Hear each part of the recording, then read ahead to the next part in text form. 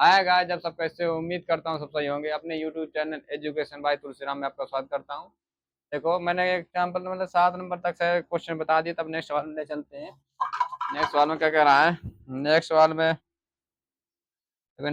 कह रहा है, नेक्स्ट सवाल में 6 नंबर तक हो चुके हैं। 7 नंबर बताना है, 7 नंबर तक करो। क्वेश्चन नंबर 7 में क्या कह रहा है? क्वेश्चन नंबर 7 में कह रहा है एक्स वाई की मान क्या है? एक्स एक्स तथा वाई की मान याद करना चाहिए। मतलब एक ऐसे सवाल बना है वाई, इससे एक और ऐसे बना है, थोड़ा सा एक ऐसे बना है, फिर इन्हीं में हमें ऐसे दो बना। थ्री, यहाँ पर लिखा 7 एक्स, ये हमें लिखा 4। कह रहा एक्स वाई के मान क्या? देखो इसमें क्या कह रहा है, एक्स वाई के मान क्या करना, मतलब इसमें देखो एक्स वाई का मान। अब देखो इसमें कह रहा है एक्स वाई मान याद कीजिए, ठीक है। तो देखो इसमें क्या करेंगे, सोल्यूशन आपका सोल्यूशन में एक्स तो दोनों का एक्स मतलब लिखेंगे इसमें एक्स बराबर 3 × 7, ठीक है। यानी एक्स का मान अपना आ गया 7 × 21। 7 × 21। देखो वाई का मान करेंगे, तो वाई का मान करेंगे, जब वाई का मान वाई गुणे करेंगे, वाई गुणे का है वाई गुणे एक्स। अब देखो एक्स का मान कितना? 21। वाई बराबर 4 × 21, 21 × 84, ठीक है। 21 × 84 ये चीज है, यानी एक्स वाई के मान आपको ज्ञात होगा। बिल्कुल सिंपल साइज में देखो एक्स वाई, ये ब्रेन ब्रच भी दे तो बिच में बना, मतलब आपको एक्स का मान एक्स गुणे 4 वाई कर दिया तो एक्स मान निकला, मतलब वाई गुणे तो 4 × 3 एक्स, 4 × x है तो 4x हो जाएगा, तो एक्स मान रख दिया। 21 आ गया, 21 ठीक है। तो नेक्स्ट सवाल, आठवां क्वेश्चन नंबर 8वां क्या कह रहा है? क्वेश्चन नंबर 8वां कह रहा है 18 और 1 17, 18 और 117 के एचसीएफ, मतलब के एचसीएफ तो 18 एचसीएफ को 18m - 117 के रूप में दर्शाएगा।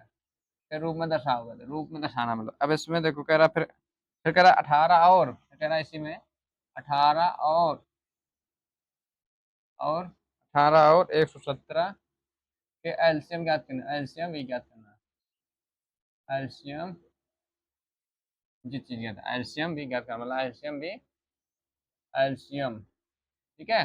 देखो इसमें एचसीएफ और एलसीएम था, मतलब कह रहे इसमें एचसीएफ को इतने रूप में दर्शाया गया, फिर कह रहा एचसीएफ थे, मतलब इसको भी एलसीएम भी 18 और 117 के एलसीएम भी ज्ञात करना। पहली संख्या दूसरा सूत्र लग जाएगा, ठीक है। इसमें भी वही चीज है।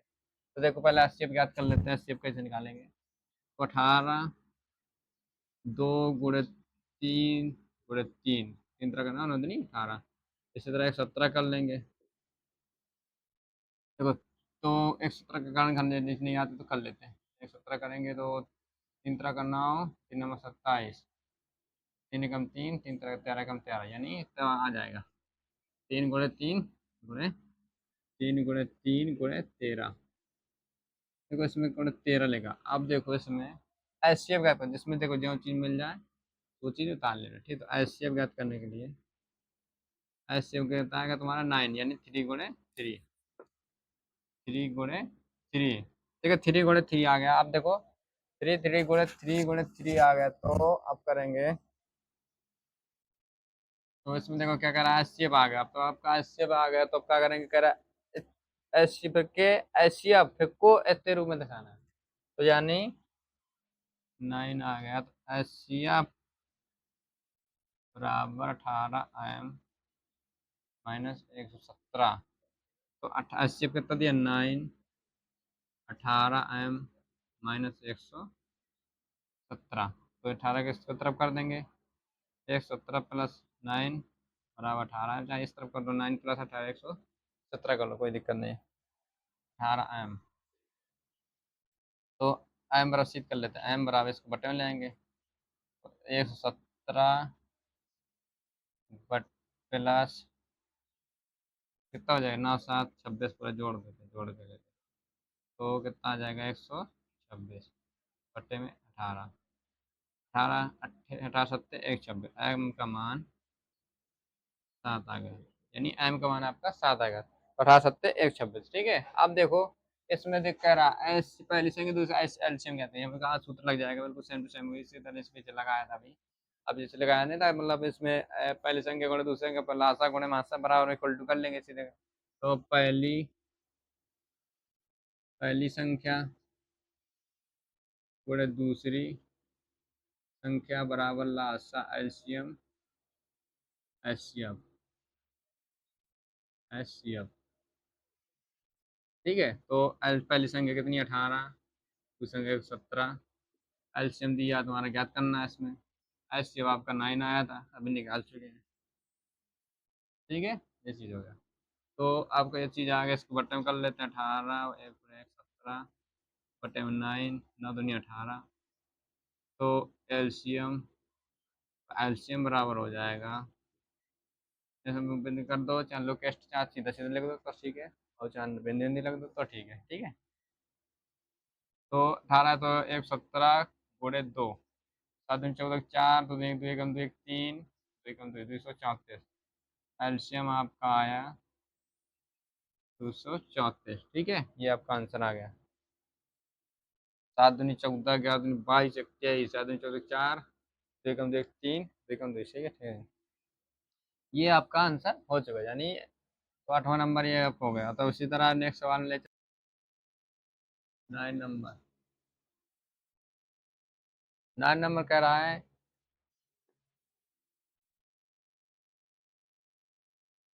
एन के लिए प्राकृत संख्या एन के लिए, प्राकृत संख्या एन के लिए कह रहा प्राकृत संख्या एन के लिए 6 एन पर 0 पर समाप्त होती नहीं, कहता 6 एन 6 गाते एन अंक 0 पर समाप्त हो सकती है। अब देखो इसमें क्या कह रहा है, तो लिख देना, इसमें कुछ नहीं करना। तो लिख देना 6 एन के अभाज्य अभाज्य गुणनखंड,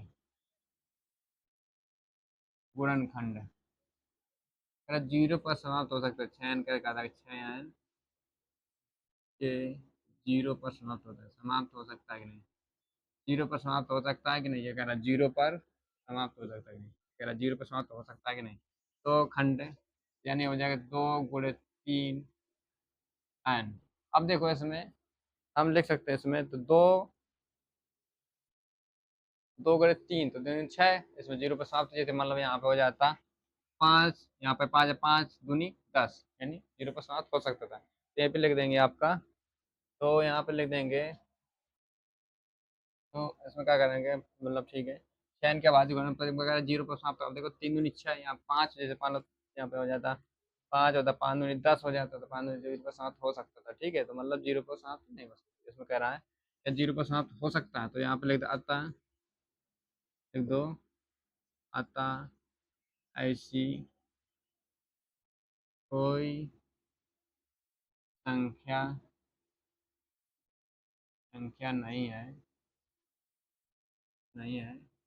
जो 0 पर समाप्त हो, नहीं समाप्त हो, ठीक है। इसे चीज कर देना, आपको कुछ नहीं करना। अतः ऐसी संख्या कोई संख्या नहीं है जो 0 पर समाप्त हो, ठीक है, यही आंसर हो जाएगा, ठीक है। आपको उम्मीद करता हूँ वीडियो अच्छा लगा होगा। पर बाद फेयर बनाते जाएगा, उसके साथ आप रिपीट करते जाएंगे, ठीक है। तो उसको आपको टाइप बाई टाइप एक क्वेश्चन बताते रहूँगा, ठीक है। जय हिंद, जय भारत।